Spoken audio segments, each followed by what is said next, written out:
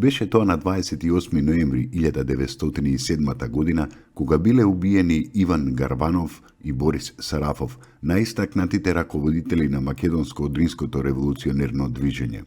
Екзекуцијата на двајцата дејци, во тоа време членови на временото задгранично представителство на ВМРО, е извршена од Тодор Паница по одлука на Серскиот окружен комитет. На 28 ноември 1936 година во Скопје се отворени први две јавни телефонски говорници. Првата се наоѓала на плоштадот пред Стопанскиот дом, односно ресторанот Метропол, а втората говорница била во чаршијата, која тогаш особено била прометна. Говорницата била лоцирана точно пред влезот на Капанан. Беше тоа на 28 ноември 1981 година, кога со голема свеченост е предаден во употреба споменикот на слободата во Кочани, дело на Глигор Чемерски.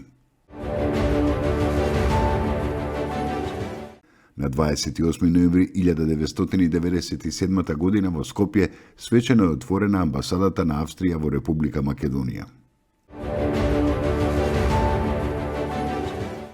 Беше тоа на 28 ноември 2001 година, кога во Скопје умре Божидар Тодоровски Бодле, македонски поет, сликар и режисер. Автор е на книгите поезија Бумеранг, Неспогодби, Сонетен венец на непризнатите, Диво конше, Горчлива нафора и Боемски уроци.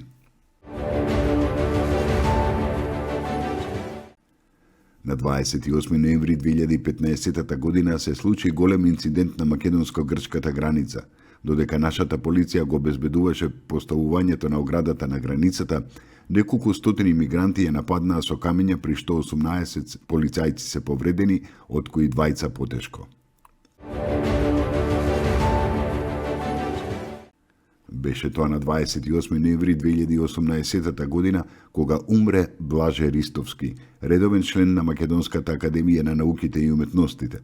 Како научен советник, преминува во Институтот за национална историја, каде што раководел со тимот за културна историја и со балканолошкото одделение, а до пензионирањето работи како научен советник во Институтот за старословенска култура во Прилеп.